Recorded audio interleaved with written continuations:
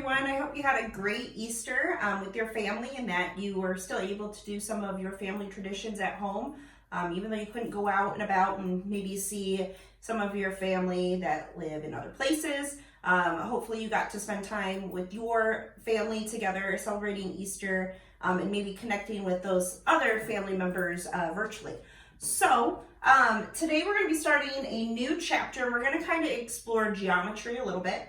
And today we're going to be talking about polygons. And then as we get through this chapter, we're really going to focus on triangles and quadrilaterals. But what a polygon is, it's a way that we name and classify different shapes by the number of sides that we have. So these are just a few of the different types of polygons.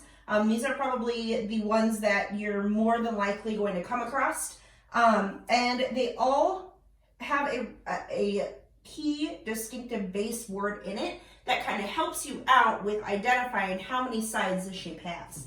One that you are probably very familiar with is a triangle. This is a shape that I think since pre-K and even as a younger child, you do learn square, triangle, circle. So triangle, one of our most basic shapes here. That word tri means three. You could think of it like a tricycle has three wheels. Triplets have three people in them. So this is a three-sided shape. So we have three sides and then of course three angles that make up that shape. The next one is a quadrilateral. So that base word here, quad, means four. So you have four sides. And there are a lot of different versions of quadrilaterals, which we're going to explore in two different lessons for this chapter. So the next, we have a pentagon. So pent is our base word here. That means five sides. So there is a government building known as the Pentagon, and that building actually has five sides to it. So then we get into some of our other polygons. So we have the hexagon. Hex here is our base word and it means six sides. So we have the shape here that has six different sides and six different angle points to it as well. And then we have the heptagon. So this is a seven-sided shape. So you can see here I had to use my angle dots here to just kind of, or points, sorry, to try to make the lines a little bit more visible for you. But we have 1, 2, 3, 4, 5, 6, 7 sides to it. This one is another familiar shape that I think we see every single day, especially when you get to drive a car, is that octagon, because our stop sign is made out of the shape of an octagon. So that has 8 sides. Another known animal or creature that lives in the sea is an octopus, and those octopus have 8 tentacles that they have. And then you have the nonagon, which has 9 sides to it. So just like the heptagon over there, I had to try to be strategic in how I formed that shape, so you can see that there are 9 different sides to it. And then we have our decagon, which has 10 sides. So I made a star here.